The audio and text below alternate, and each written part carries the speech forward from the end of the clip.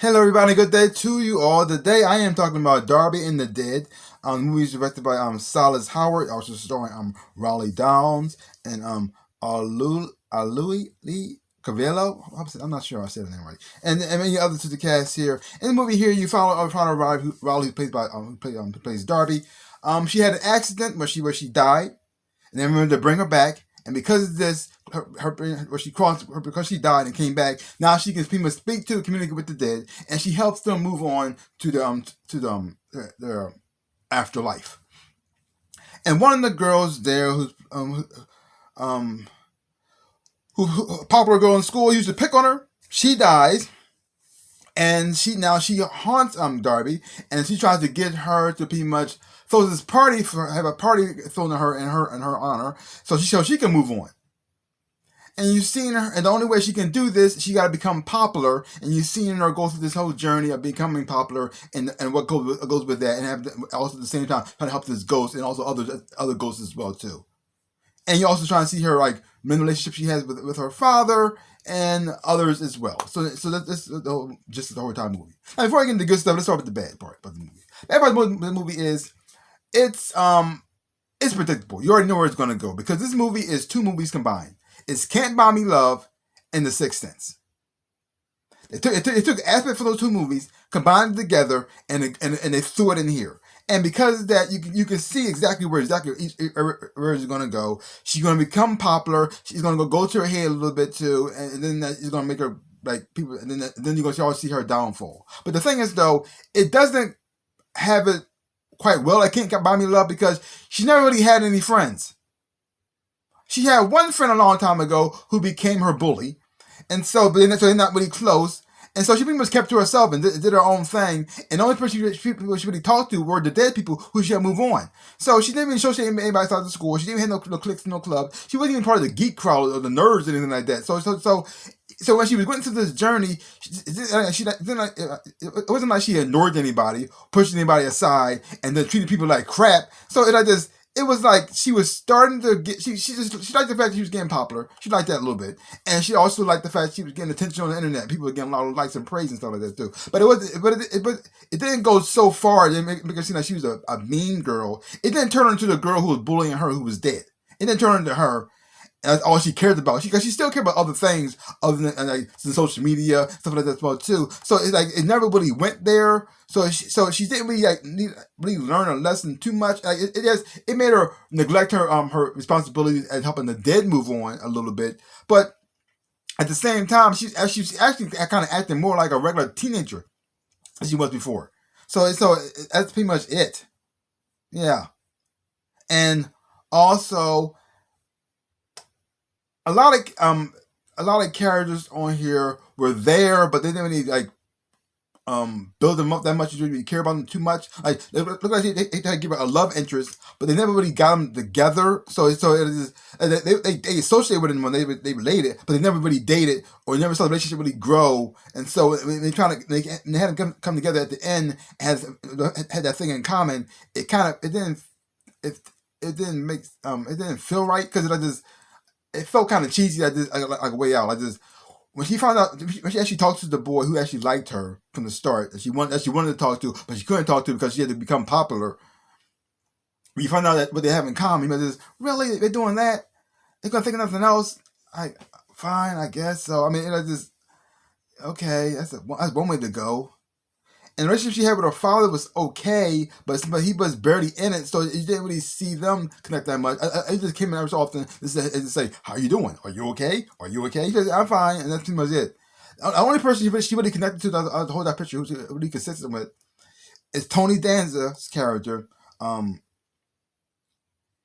Gary, who died. He's just hanging around because he's waiting for his wife to go, so they could go to the next plane together. Which is kind of sweet in a way. So I actually did enjoy their chemistry and what they had on screen. In a way, he was like more like her father to her, giving her advice and everything than her actual father was, because she kind of pushed him away a little bit. So you didn't really see their chemistry that much. I mean, the time they were together, it was fine, it looked okay, but this one felt like chemistry had with the dead guy felt more like of an impact than she had with her own father, which was kind of weird. And it wasn't really much of a love story because she was barely with him too. So if she was kind of ignoring him, you didn't really feel too bad about it because they were never really together in the first place. So it's not really much of a relationship to let you say, oh, that's kind of messed up what you're doing to him. But the thing is though, it was kind of understandable. She just met him that day, so it's only been a couple of days, and they barely talked to one another because she's so helping the dead girl. So I guess. You put to feel bad when she actually, like I said, when she kind of blowing him off a little bit, but at the same time, she didn't even know him, so I guess so, because she had no friends, she didn't really have a romantic interest really either. When she was starting to become like popular, it was just she didn't really do much damage to people to make people like really hate her, but yes, and the girl who was bullying her still was the same. Even though she did learn some lessons here and there, and she realized what she was doing was wrong. But at the same time, she bullied her when she was alive, and then when she died, she bullied her even more.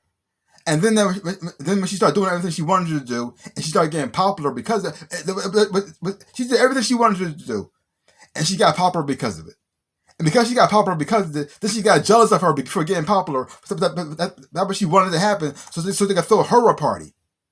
And she still got her party at the end, but it was still like it wasn't as satisfying because she wasn't getting the credit for it because she didn't do it. She was dead, so that's just crazy.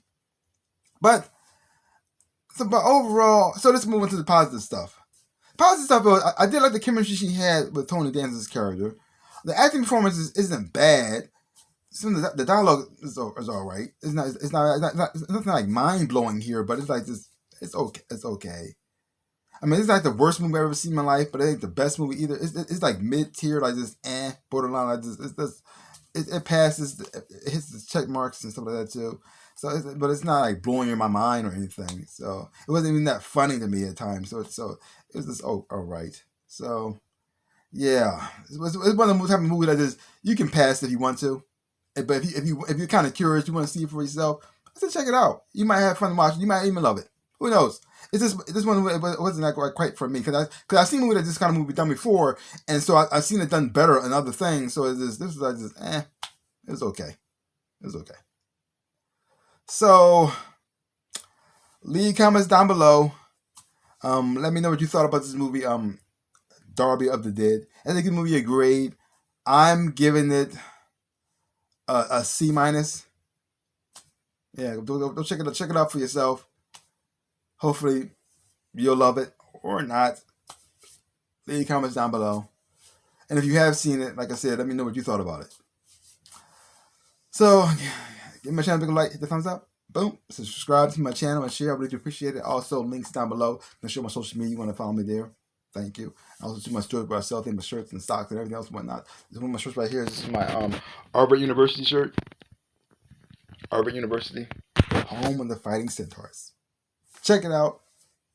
It's a magical place. So, if you do see some stuff, you buy some stuff, I really appreciate it. Help me out a whole lot. And thank you. Like I always say in my dreams and my life, I am the Ninja Rabbit. Peace out, people.